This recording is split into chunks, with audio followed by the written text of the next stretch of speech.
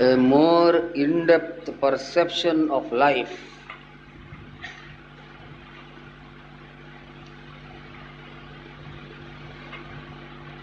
is the blending synthesis that has been achieved in ancient times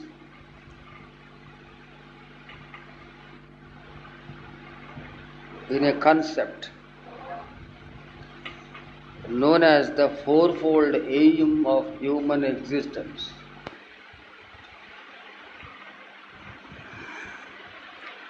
The aspiration of the human soul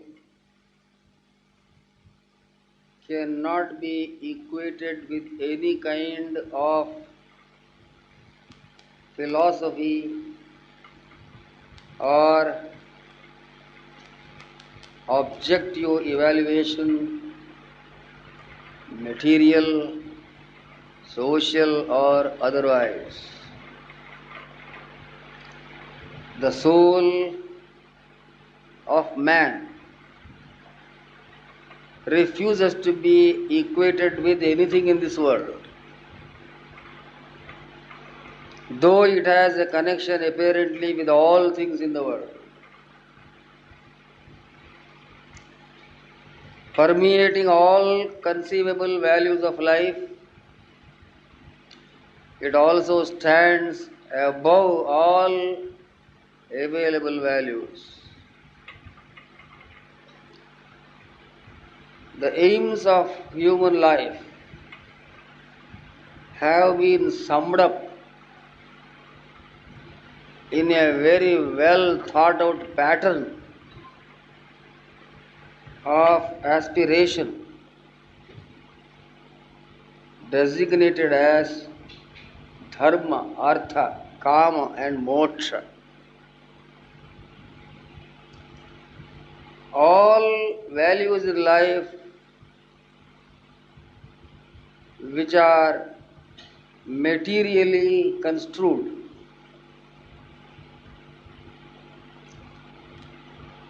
are known as artha. Anything that can be contacted through the sense organs is artha.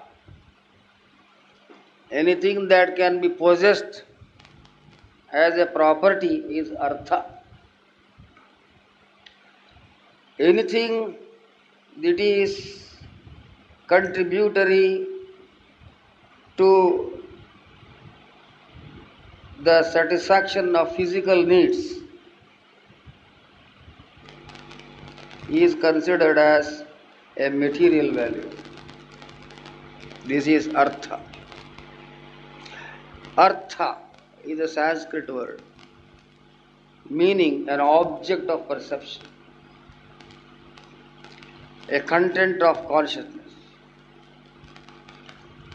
that which is the end result of any kind of sensory activity is artha. Kama is the psychological value of human life. Dharma is the human value, which at the same time surpasses itself, reaching beyond itself in a superhuman grasp of a cosmic principle. An intelligent investigation into the structure of this pattern, namely the coming together of artha, dharma and kama, will reveal to us the profundity of this research and its final finding. The spiritual value of life, we may say, is what generally people consider as moksha, a difficult term to properly understand in its linguistic form or even in its philosophical content. The evaluation of human life is actually, from this point of view, an evaluation of all life. When the human individual rises to the level of a spiritual aspiration, the human ceases to be a limited individual social unit, but an embodiment of a call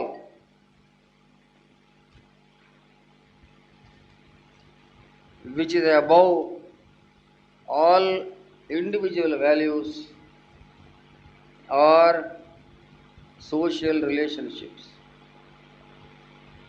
There is a many-sided envisagement of the requirements in life when it is understood from the point of view of the soul of the human individual. Our soul, or the soul that we are, is such a comprehensive experience. We can only call it experience for want of a better word, that it leaves nothing as an external possibility outside itself. The soul is all things and everything. Though the limitation of human understanding to a physical evaluation of things may wrongly imagine that the soul is within an individual, it is something inside people. What we call the soul is also known as the spirit that enlivens personality and gives meaning to all life in general. Spirituality is the character of the spirit. It is the nature of the inmost essence of all living beings. It is that which gives meaning to any kind of aspiration, desire, or engagement in any field of life. Though it is true that at a particular level of experience, life is involved in physical matter, it is embodied in a physical personality, we as souls are also embodied in this visible form, this tabernacle. It is true, and giving concession to this extent of involvement of the soul in the physical body, we have also to give equal concession to its physical requirements. It is the soul that needs, and nobody else has any need whatsoever. Any need, any call, any requirement, any desire, any aspiration is the activity of the soul. It is difficult to understand what we actually mean by the word soul, inasmuch as the meaning attached to it usually has been limited to its embodied relationships, and it has never been considered from its own point of view. The soul cannot be known by anyone except the soul itself. No faculty other than that which can be identified with the soul itself can be said to be competent in knowing what the soul is. Any psychological operation or intellectual activity, even in its highest reaches, should be considered as inadequate for the purpose. The comprehensiveness of the activity of the soul is inclusive in such a wide stretched manner that there is nothing worthwhile in all life that can be excluded from its purview or jurisdiction of activity. Actually, there are no distinctive features in life called material, psychological, human, etc. They are phases of the operation of a single vision of things, appearing to be distinct from one another on account of emphasis specially laid on one particular or other aspect. When we limit ourselves to the perception of only what is externally envisioned by the sense organs, we appear to be aware only of what can be called the material values of life, because of the fact that the senses can contact only that which they regard as material. But granting that the materiality of whatever the senses contact is valid from its own level of manifestation, the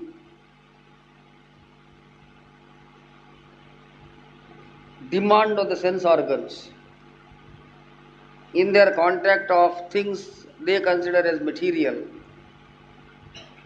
is not exhausted merely by a material evaluation of values. Even the sense organs cannot entirely be satisfied by material objects. Whatever be the food that is material, that is fed into the sense organs, even up to the point of surfeit and utter satiation, that would not end the desire of the sense organs. Thus, the perception of the senses, which is basically material and objective, is not satisfying even to the senses themselves. That is to say, whatever is available to the sense organs is not going to satisfy the sense organs. But the satisfying character of objects available to the sense organs points also to a state which is beyond that particular level of satisfaction. Our craving for objects of sense is, of course, a call for a kind of happiness that we imagine to be derived from external material objects. But the dissatisfaction that follows from that satisfaction of the contact of the senses with objects is a pointer to a higher involvement. Why are we dissatisfied even after we are satisfied with sensory contact? All the material in the world which the senses crave for as their diet has not left them satisfied. The artha, which has been longed for through an inward operation called kama, has brought to a standstill to some extent this operation of the psyche in the form of kama or desire, but it has left a lacuna at the same time,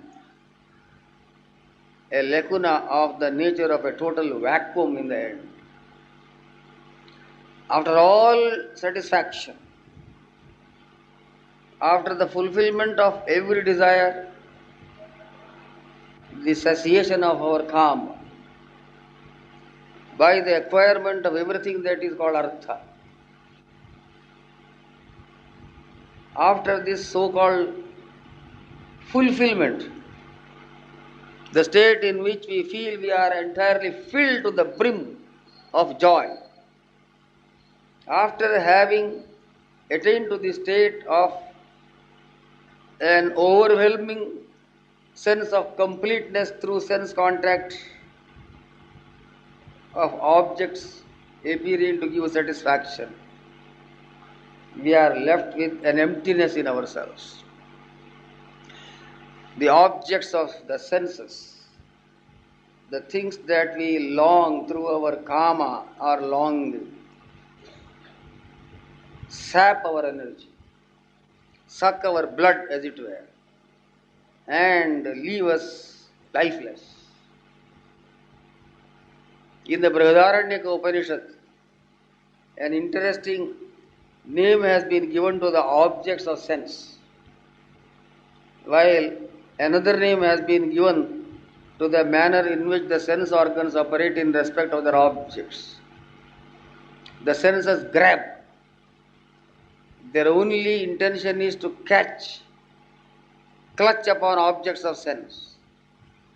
And because of their habit of catching hold of anything that is available around them, the Upanishad calls this sense activity as graha. It is a kind of crocodile, as it were, which grabs with a tight grip anything that is presented before it. There is no end for the asking of the senses. But the objects which the senses grab have also a strength of their own. Very interestingly, the Upanishad calls these objects atigraha, a greater catcher. If the senses tightly grasp the objects grasp the sense organs with a greater grasp. It is difficult to imagine why such a situation should arise at all. How is it that while we grab things, the things also seem to be willing to grab us in such a manner that they will leave us almost dead? This is an undercurrent of activity that is taking place beneath the surface of the operation of the mind in its activity called desire for objects of sense, kama for artha. The kama is the calling for the object. The artha is the object itself. While it is necessary that the call should be strong enough to evoke the movement of the object in its presence, the object also should have the capacity to fit into the nature of this call. The magnet should have the strength to pull iron filings into itself. But the pull cannot be exerted on a dry bamboo or straw. That magnetic attraction is felt only by certain elements, something like iron stuff. So the object should be of a character that is commensurate with the nature of the operation of the sense organs. there should be a give and take policy between the senses and the objects. They two have to be and rapport with each other. There seems to be a kind of internal relationship between ourselves as individual centers of satisfaction, karma, or desire, and the objects outside. There is a reciprocal relationship between ourselves as desiring centers and the objects which constitute the world outside. This internal relationship of a reciprocal nature between the subjective side and the objective side is what makes it difficult for any particular individual to be entirely a possessor of any group of objects, or also the capacity of the objects to entirely satisfy the sense organs. Neither can the objects entirely satisfy anyone, nor anyone can have complete control of all the objects in the world. This is so because of the fact there is a non-individual background behind the individual percipient, and also a non-objective character in the objects of the world. The objects are not merely objects, and the individual seeker, the desirer, also is not entirely individual. There is an unseen background behind both the desiring individual and also the desired object. This leaves the contact between the senses and the objects an inadequate operation, not up to the mark, and actually not promising the satisfaction actually that they held up before the senses. The activity of the mind and the senses in respect of objects known as artha through the operation known as kama will be a futile attempt in the end if something else is not there acting as a principle to bring them together into a framework of coherence. This cementing principle, which does not leave the subjective side on one side and the objective side on the other side as unrelated elements, this principle that brings them together into a vital relationship is called dharma. It is another peculiar terminology whose meanings have been construed in a multitudinous varieties of ways. The law of a thing is called dharma.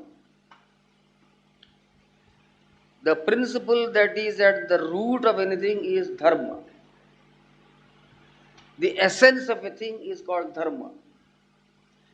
That which keeps the stability, maintains the stability of any particular localized thing is dharma. If we feel that we are a single self-identical individuality, it is due to a dharma that is operating within us. Any kind of law can be regarded as dharma. A law is that which maintains order and system. A disarray or chaos of any kind is prevented by the operation of dharma. Automatic is the action of dharma. It is not some instrument that is wielded by someone. The world seems to be made up in such a way that it has a spontaneous character of maintaining its stability as a completeness by itself. This self-assertive character of the world, the whole universe we may say, by which it maintains itself as a self-complete individuality, that force which does not permit the universe to become a chaos or things to be scattered in an unorderly manner, that principle that works in such a way that things are what they are and anything is what it is, and a thing cannot be other than what it is, that stability to things, to anything whatsoever, is given by a unseen law which is called dharma. Conflicts are avoided by dharma whenever it operates in any of its levels. There are degrees and varieties of the intensity in the action of the principle we call dharma. It acts mildly in certain stages and very strongly and powerfully in some other stages.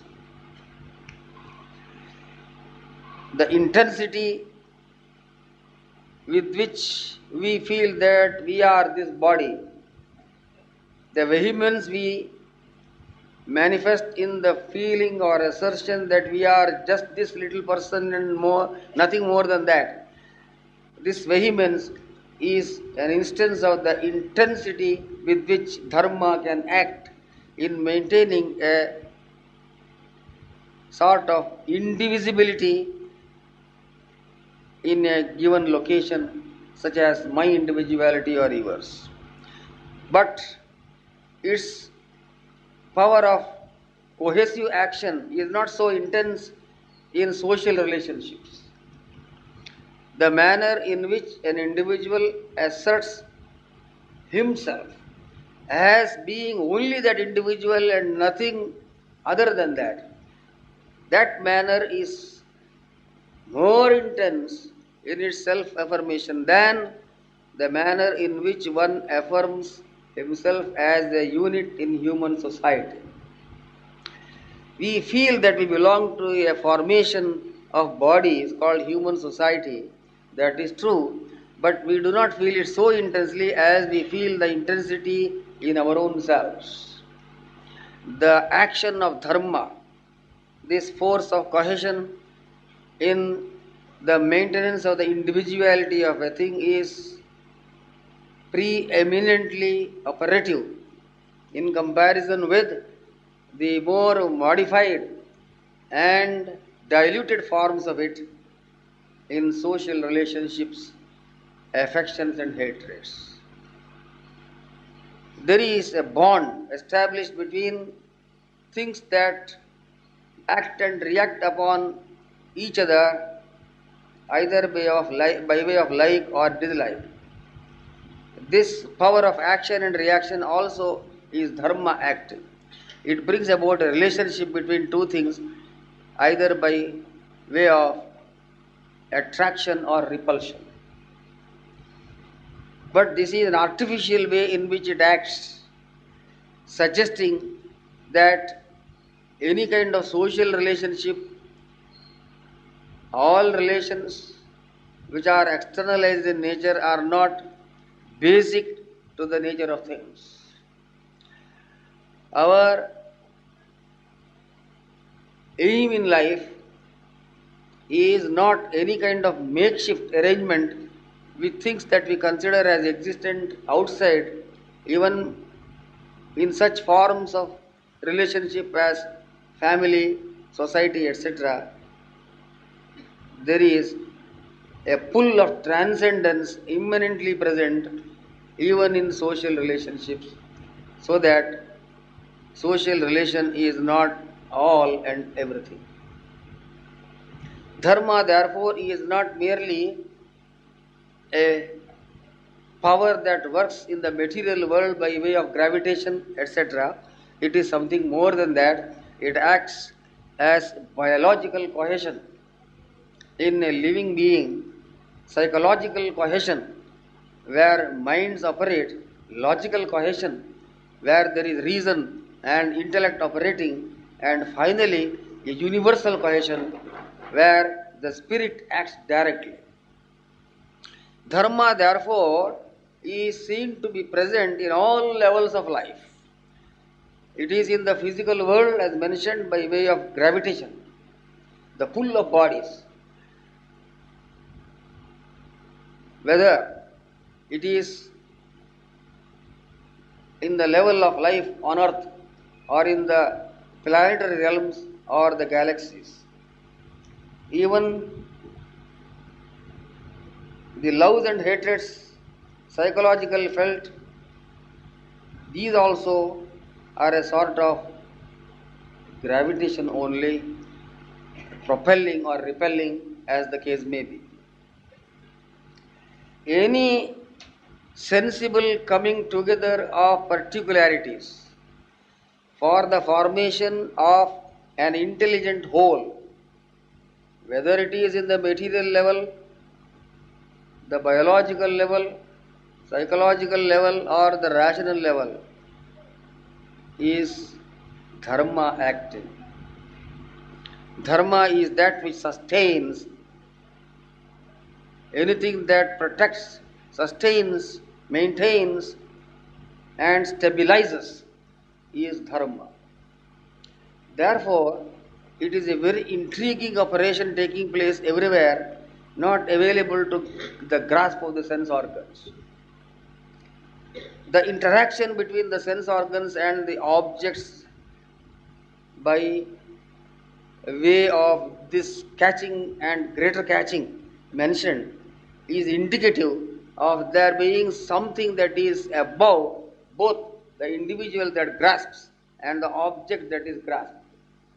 In fact, we tend to move towards objects and ask for things in the world, not because the things have any individually ingrained inherent value in themselves, but there is a call that we feel emanating from these visible forms outside, call actually arising not from the things themselves, but from something which is inherent in it, inherent in the objects, present in them, and present also in the very perception of the objects. This call for cohesion, of coming together, which is the love of life and the fear of death, is operating in a threefold manner: in the desire for things inwardly, in the pull of objects outwardly, and in the perception of things in a third fashion altogether. The knower, the known, and the knowing process are the three phases in which this pull operates.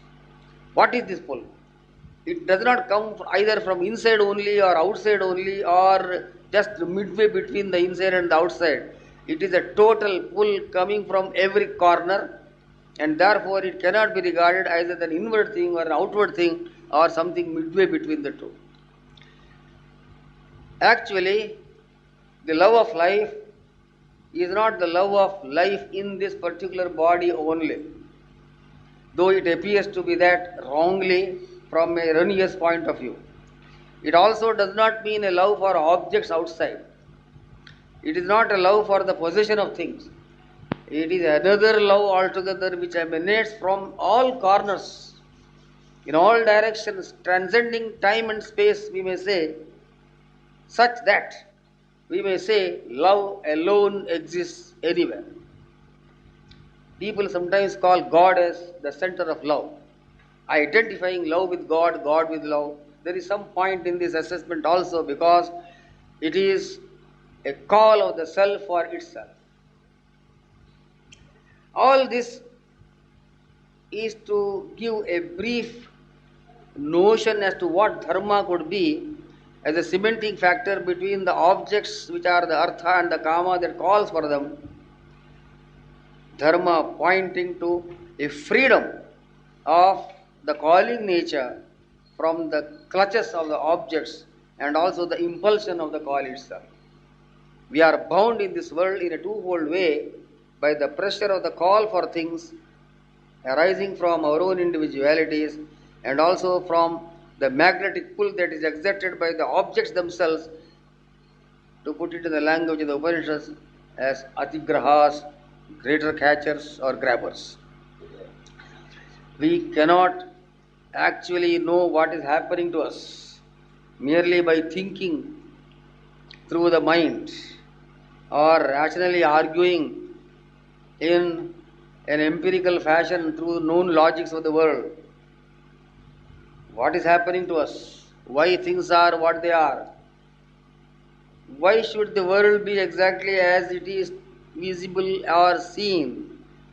Why is this creation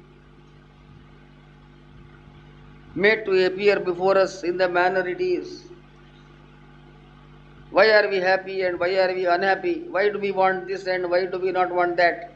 Why is there a desire to live long? Why we fear death? What is the matter with us? Why this confused medley of adjustments and maladjustments in life, keeping us in a state of anxiety from moment to moment, no one knowing what is actually happening, no one knowing actually what one really needs in this world. This great difficulty, this intense question that is raised before ourselves, namely what life itself is, this question cannot be answered by anyone who raises this question, because the answer comes from a state of existence which is behind and beyond the state of affairs which evoke such questions. It is the wish that is inherent in every living being, basically uniform in its nature and arising from the deepest recesses of the being of anything, not capable of satisfaction through possession of things artha, not being exhausted by the calls of the psyche called kama, not being able to be wholly satisfied even by subjection to the law called dharma, a call that is inexplicable, cannot be identified with either action of law in the world or with the presence of things that are desirable, much less the desire for things. This inscrutable, unknowable, unimaginable, inexplicable, unanswerable position that life seems to be occupying is the great answer of life to the question of life, briefly in an enigmatic manner called moksha or freedom.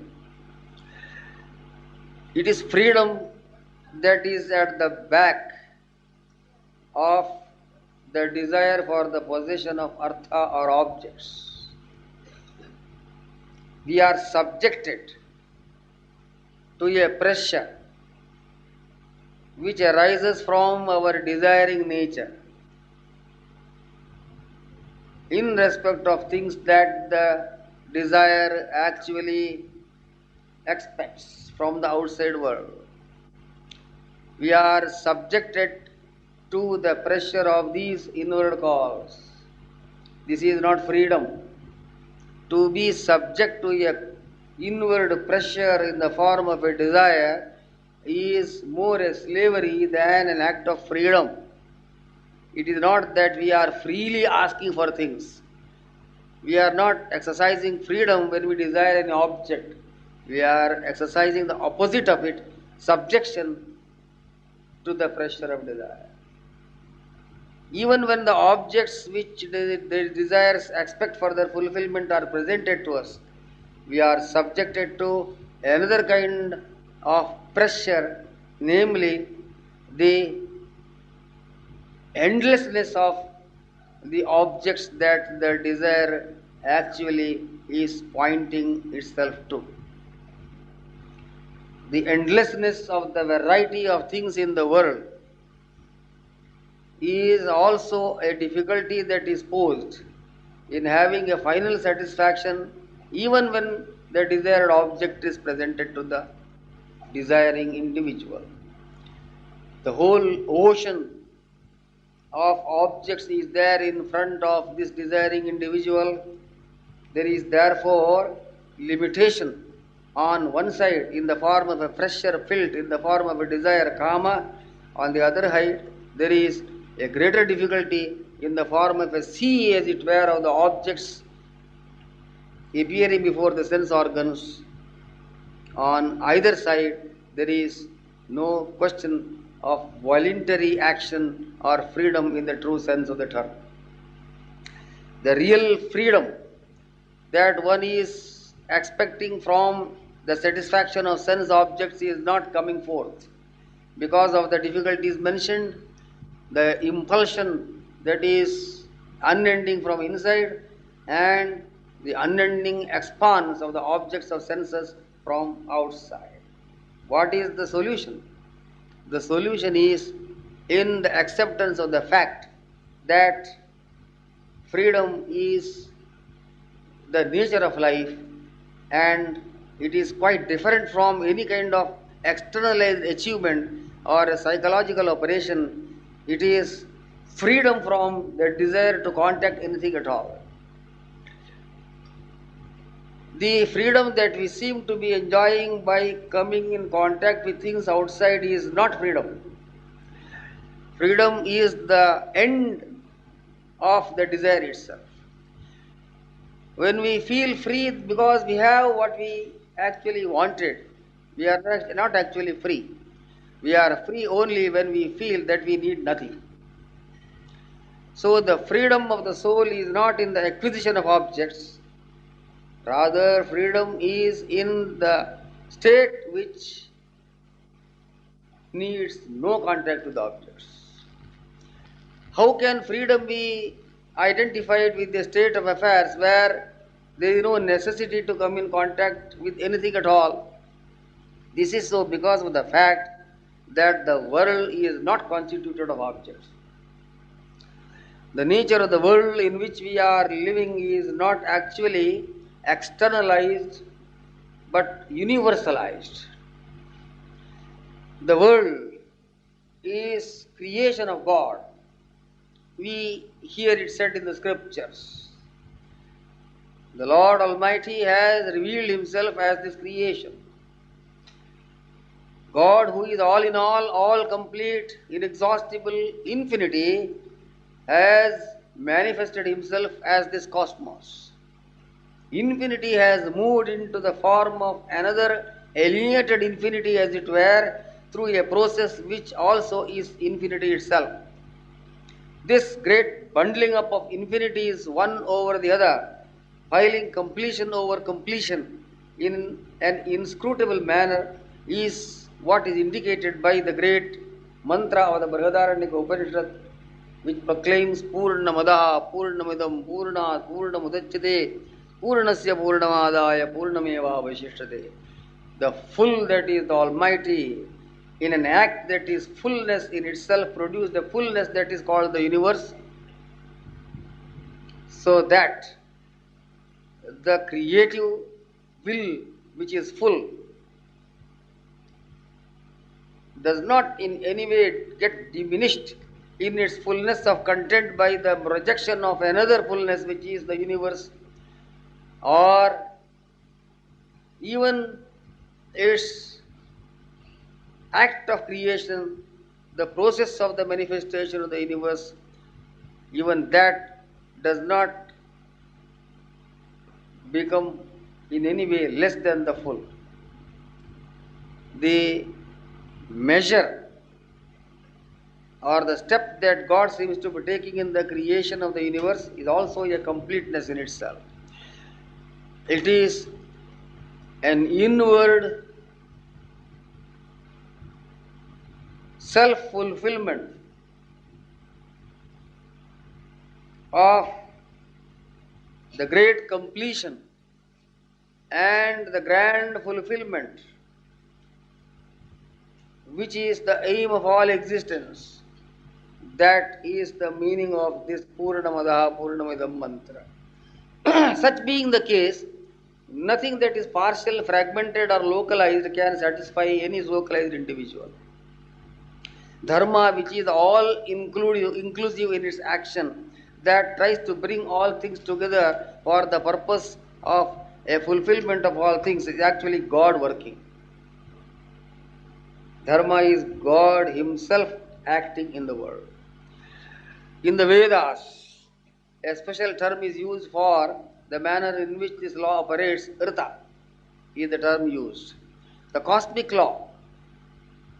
In the Bhagavad Gita, this is designated by another term called Visarga.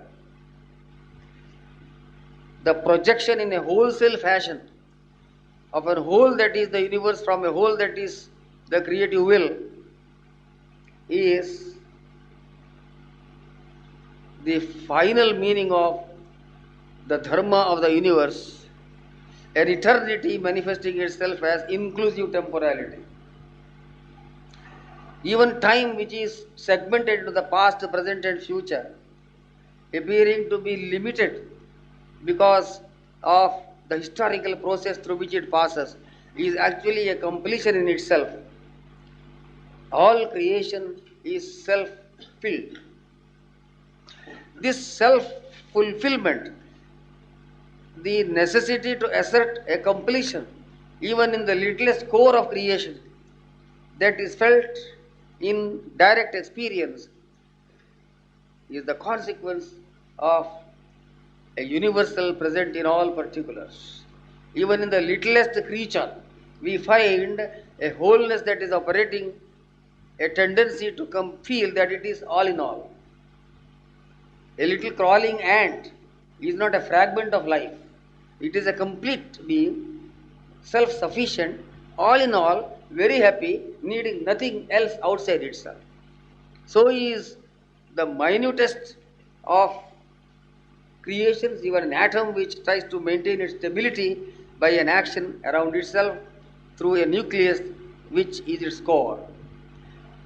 This fulfillment which God is reverberating through minuter, more diluted forms of fulfillment through the gradations of creation until it reaches the lowest level we call atomic existence, which also is a fulfillment by itself. The whole thing is completion, fulfillment, purnam, purnam. All is complete. Fragments are unknown. Even so-called isolated, neglected fragments of material values are also fulfillment in themselves. It is complete. This assertion of a sense of self-sufficiency and self-completeness in all things, though appearing to be minute in their quantum, is a reflection of the wholeness that is directly acting eternally even in all things. The action of God is eternal action, even while it appears to be a temporally maneuvered operation. So moksha is the soul. Dharma is the action of this universal soul. Satya, which is the eternal state of utter liberation or moksha, acts in this world as Rita or the law of the cosmos. Embodied moksha is dharma. The soul of dharma is moksha, which when they appear as something segmented into the subjective or the objective side, appear as individual desire on one side and objects of senses on the other side. The total universality, which is God Almighty, Supreme Absolute, Brahman you may call, looks like an object adibhuta externally conceived as the material universe, and Adhyatma or the individual from the subjective side. The segmentation of this whole into the knowing side and the known side is the reason behind the desires of life. That the desires so manifest from individual centers in the direction of objects outside is a misconstruing of things, is adumbrated by the action of dharma. Any kind of law in this world is a pointer to the inadequacy of the manner in which individuals act in relation to other individuals from their own point of view. Social law, political law, economic law, psychological law, or any kind of institution of order or system is indicative of the fact of there being something inherent in the so-called fragments of individual and isolated existence of something which is more than the individual. Life in any of its formations is just the assertion of the universal in the individual. A transcendence working through that which is acting for all practical purposes from one place only. Location in space and limitation in time is not all. This location is inexplicable unless it is defined in terms of other forms of location. You will see that no individual existence can be finally permitted. No one can survive entirely as an individual unless there is a cooperation of other individuals. Which means to say, even the so-called asserted individual existence is really something beyond individual existence. This is why social formations are required. Individuals love something more than themselves. It is impossible to be limited only to one's own self. Such a thing is impossible. There will be a withering away of the individuality if an extreme affirmation of that individuality is maintained irrespective of its relationship with other individuals. The cooperative coming together of individuals socially is the affirmation of a larger than the individual acting in the individual, namely a universal principle. Therefore, social law is supposed to be more respectable than merely an individual law, and the larger is the operation of this law, the more respectable it becomes, more endurable it is, and more valid also it is. Until these operative laws rising from the individual to larger dimensions reach a climax where these laws comprehend every law altogether, the law stands as the only operative law and nothing outside it can be there. It is a law that need not be amended at any time because it is eternity masquerading in time. The concept of the values of life, which is dharma, artha, kama and moksha, is a master stroke of genius of the Indian soil particularly, which did not exclude from its consideration even the lowest calls of human nature, but were not satisfied with any of the calls of human nature. While all our desires are permissible in one way, none of the desires is finally permissible. While all that we need and call for, and every thought, every feeling, every vision of life is a permissible and valid evaluation of things from their own point of view, yet none of them is final. All phases of the vision of life are valid from their own point of view. Every religion is a right religion, a correct vision of things. every faith is valid in its own way, every vision is complete, every viewpoint has a validity of its own. Anything that you think is a valid thinking, but it is inadequate thinking. Here is the necessity for a charitableness that we have to manifest in ourselves while affirming our own points of view. My point of view and your point of view and everyone's point of view is the correct point of view. But none's point of view is the whole point of view. There is something beyond any vision of things. Though every vision of things is self-centered and appears to be complete from its own stage, level and operative angle. There is thus the necessity to live a cooperative life. The life that the world expects from us is not so much competitive as cooperative. Things in the world do not argue one against the other. They do not compete in a business fashion, but agree to accept their own limitations and also agree to expect the correlative aspects of their inadequacies from other things in the world, other people, from everything. Everyone is sacrosanct, everyone is holy, everyone is complete, every human being is as valuable as any other human being, everyone is equally valuable.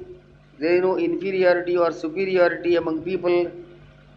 Human life is a ubiquitous, equally distributed valuation of aspiration to exist, but no individual human life is complete in itself. This is to sum up the viewpoint that is placed before us by the pattern called the fourfold Purusharthas, Dharma, Artha, Kama, Moksha. They are not four aims of existence, they are the fourfold vision of a single aim of existence. We are materially located in this body, we are psychologically operating through the mind, we are socially existing in the midst of people, we are also vehicles of an eternity that is permanently acting for the fulfillment of itself in self-realization. So, the artha, that is the objective world, the kama, that is the psychological asking, the dharma, that wants to keep everything alive in a cohesive manner. All these are fingers operating in time and space of a non-temporal eternity whose names are the objects of adoration in the religions of the world. Religions, therefore, are various roads that lead to this center, the peak of eternal life. We call it moksha in our own language. But what moksha is something that still remains eluding to our mental grasp, even after having said so much about it. It remains an inscrutable something. Whatever idea of liberation, freedom or moksha we may entertain in our minds, finally we will find to be a wrong concept. It is impossible in our own psychological limitations to entertain a correct idea of what true freedom is, what eternal life is, or moksha is, or for the matter of that, what we are actually aspiring for at all in the end in our life. This requires great discipline, a peculiar training which is called sadhana marga, the path of spiritual practice, which makes us fit recipients of this eternal blessing that is flooding us from all sides. A call from a central parent, a father and mother, to whose calls we are sensorily deaf and psychologically blunt, not sharp enough to receive its call. Spiritual life is not a philosophical theory, it is not a view of things, it is not even a religious ritual or performance, it is an actual living of the very soul of what we are in utter practice. It is living and not merely thinking. So, the presentation of the fourfold facet of existence, dharma, artha, kama, and moksha, do not stand as four legs of an aspiration, but actually mean the variety of fulfillment through the various degrees of our ascent in life to finally get fulfilled in a thing that we cannot think at the present moment through our feeble minds. Hari Om Tat Sat.